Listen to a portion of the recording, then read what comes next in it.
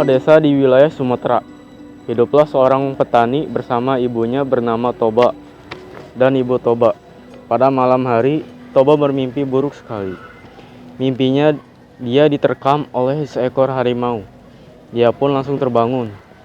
Ketika dia terbangun, dia sedang memikirkan apa arti dari mimpi itu. Tiba-tiba ibunya batuk dan sesak napas. Toba pun pergi ke kamar ibunya. Ibu kenapa? Anakku, ibu tidak apa-apa nak. Ibu hanya sakit biasa saja, jangan khawatir. Tapi batuk dan sesak napas yang dialami ibu semakin parah. Tadinya batuk biasa menjadi batuk darah. Tidak ibu, ibu saya kesakitan. Anakku, tolong ambilkan ibu minum. Baik ibu.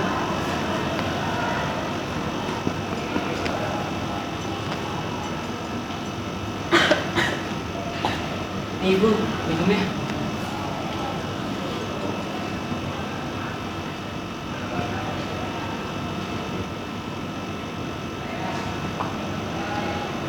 Anakku, mungkin agak lebih sudah dekat. Tidak ibu, aku masih membutuhkan ibu. Aku nggak bisa apa-apa. Anakku, kau harus bisa hidup tanpa ibu. Kau kan kuat, kau anak ibu yang paling berani. Hiduplah dengan baik. Ini dia hidup seorang diri dan rajin bekerja. Walaupun lahan petaninya tidak luas, di suatu pagi yang cerah, Toba pergi memancing di sungai.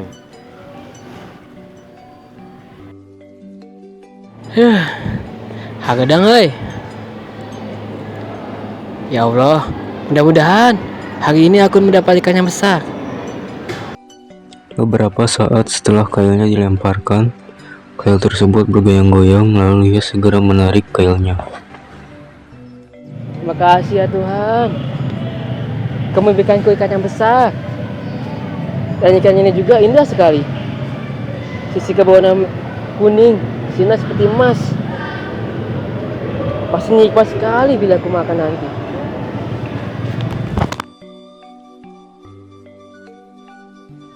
Toba mencari kayu bakar untuk membakar ikan yang ditangkapnya hari ini. Ikannya pun dia simpan di dapur. Ketika ia sedang mencari kayu bakar, tiba-tiba ikan yang ditangkap oleh Toba berubah menjadi seorang gadis yang cantik jelita. Toba pun datang dengan membawa kayu bakar.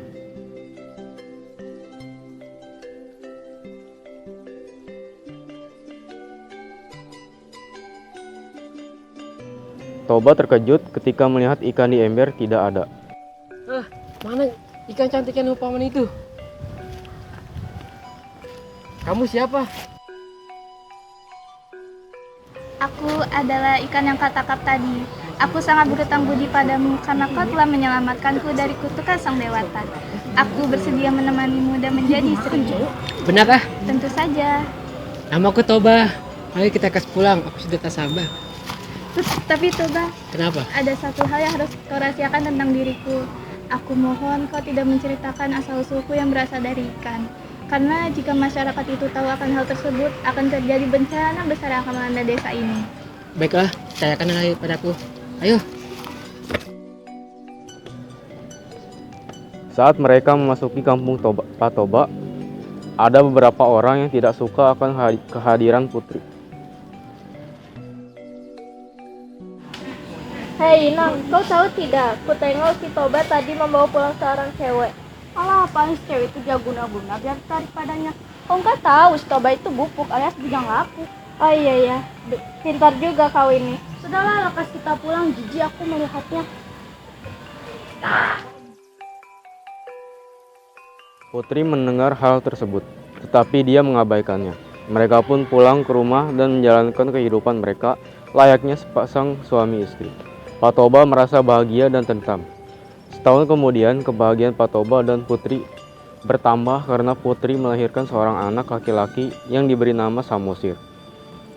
Samosir tumbuh menjadi seorang anak laki-laki yang sehat dan kuat, tapi agak nakal. Ia mempunyai kebiasaan yang aneh, yaitu selalu merasa lapar dan ia juga selalu membuat jengkel kedua orang tuanya karena ia tidak pernah mau membantu pekerjaan orang tuanya. Ibu, mana makananku? Tadi sudah kusiapkan di atas meja.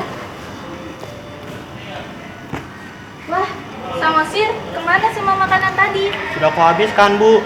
Karena aku ini masih dalam masa pertumbuhan. Sekarang juga sebenarnya aku masih lapar. Tapi sudahlah, aku pergi bermain dulu ya, Bu. Ah, Samosir. Ibu ini selalu membanyakan dia aja. Sabar ya Pak, ingatlah dia kan buati kita satu-satunya. Jangan sampai hal seperti ini membuatmu emosi. Ya sudahlah, buatkan makanan lagi untukku. Tunggulah, aku akan membuatkannya.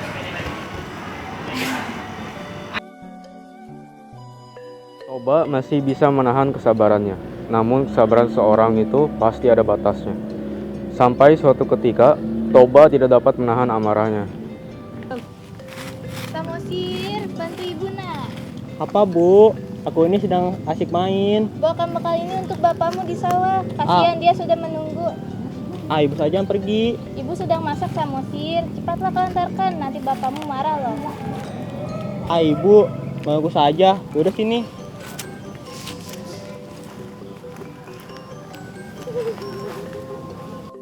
Dari awal, Samosir memang sudah tidak berniat mengantarkan makanan tersebut. Sampainya di tengah jalan,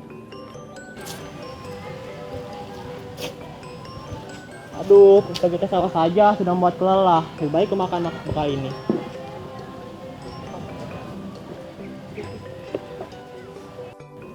tanpa sadar bekal tadi telah habis dimakan oleh Samosir. Lalu dengan perasaan tak bersalah, Samosir pun pulang dan melanjutkan permainan teh.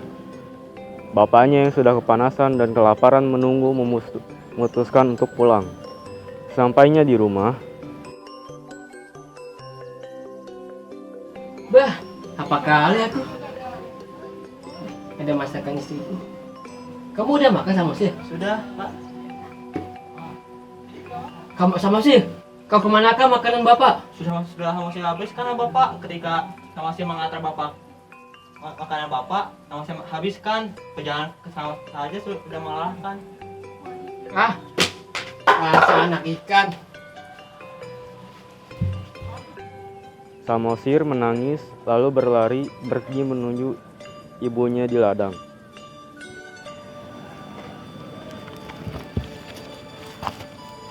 Mengapa kau menangis anakku? Ibu, benarkah aku ini ada anak ikan? Siapa yang berkata padamu nak? Jawab ibu nak.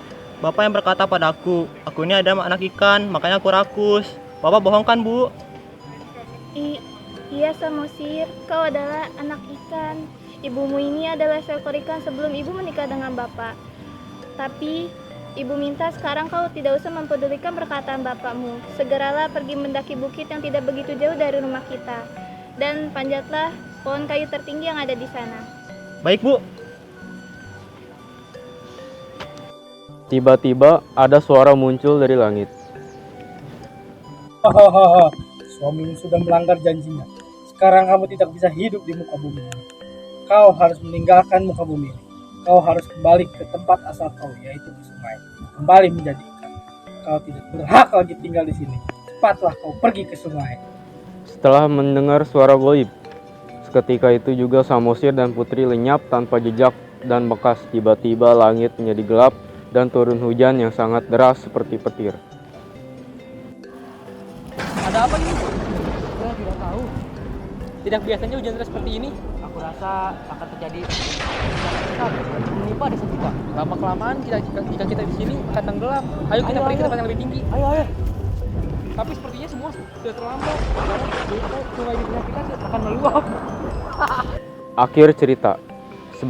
Setibanya Putri di tepi sungai, mendadak langit menggelap, kilat menyabar disertai bunyi guruh yang melenggar.